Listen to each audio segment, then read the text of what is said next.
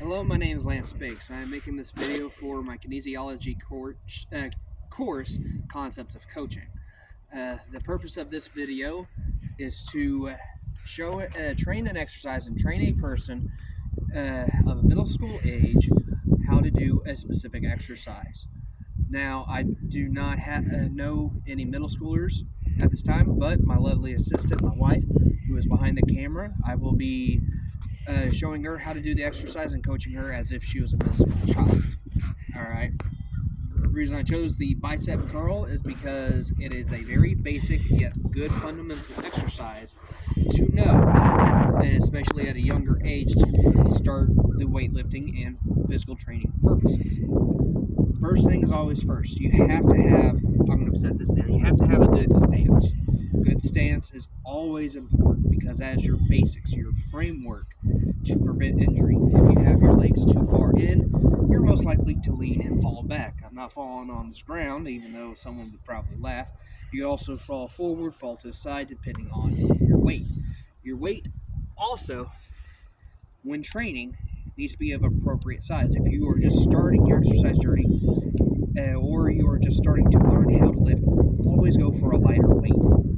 It is much better to learn proper form and technique while using a lighter weight than it is to try to go too big, too heavy, too fast, and you risk any injuries.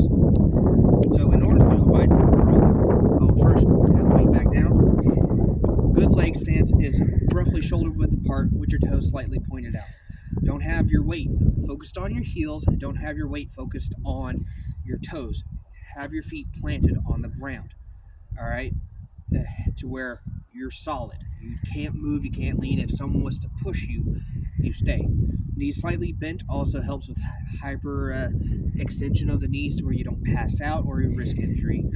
All right, when you pick up the weight, go down with your knees. Do not bend your back. Keep it straight.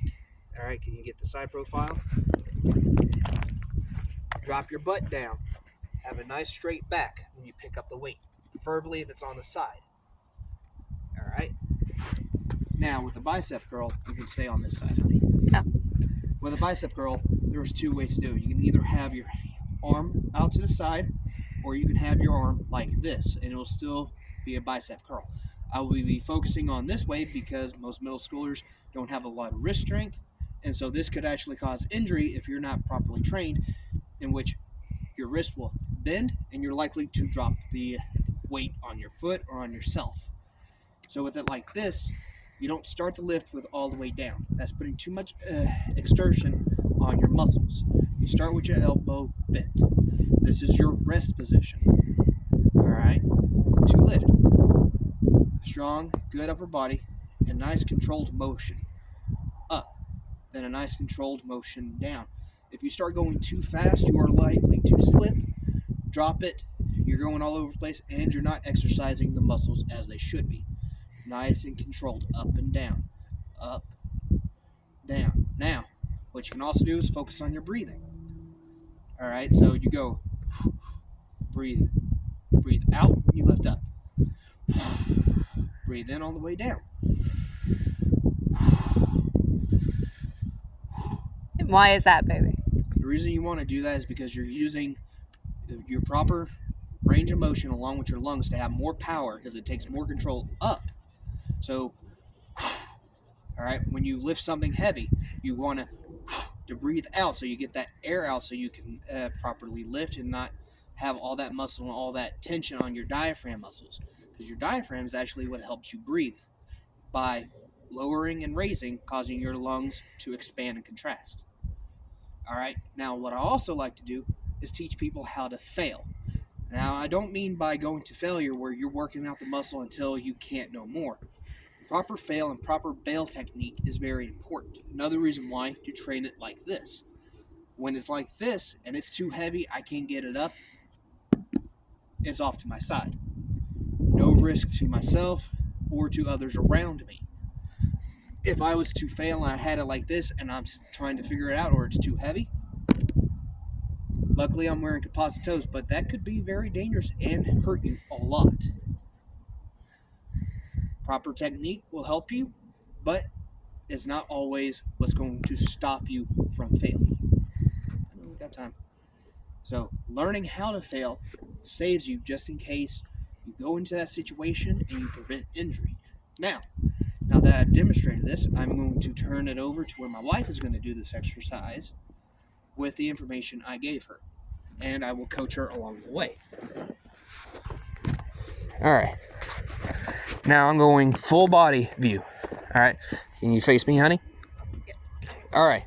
First, I want you to have the weight on the ground. All right. Notice how her feet are not shoulder width apart. They are far too narrow. Could you please widen out your feet? Now, is that comfortable?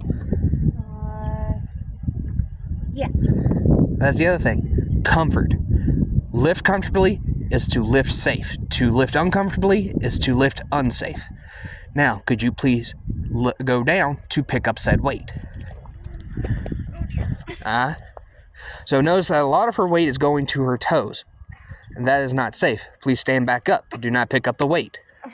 Please readjust yourself to which it will be more comfortable to go down and pick up said weight.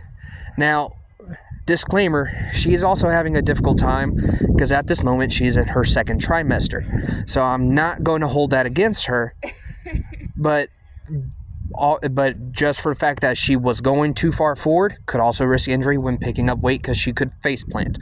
So again, could you please? Oh, that's better. Proper footing. Weight is on the soles of the feet. Butt is down. Back is straight. Now, please, honey, could you pick up that weight? I'm not going to have you down there any longer than you have to. Okay. Now, right now, her arm is perfectly straight. That is wrong. We need the elbow slightly bent on her. All right. That is her start and stop position. How about that? No, slightly bent. Slightly bent? Slightly bent. You're about to begin the set. All right. That is her start and stop position. Now, control up. Nice. Control smooth down. Let's do it one more time. And down. Now, I want you to simulate that it's too heavy and I need you to fail real quick. Okay. 3, 2, go. Perfect. Away from her foot, away from her, and away from anyone else. So she just minimized risk of injury to herself by learning how to properly fail and risk to others of the weight not bouncing in front of them or to the side. All right. Here you go.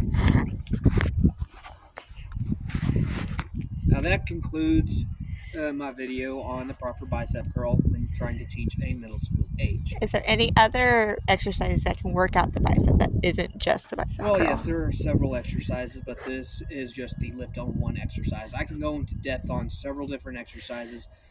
Reverse curl, your bicep where you going in and out and everything else. We're sticking to the fundamentals because you go too far into it. It gets too complicated. It gets too complicated too fast. And that's what also leads people off on trying to continue lifting and trying to continue exercise.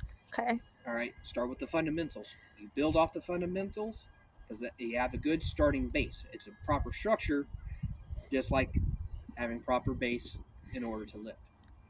Less chance of risk and injury, and a far better place to start. Thank you, and I hope you enjoy your day.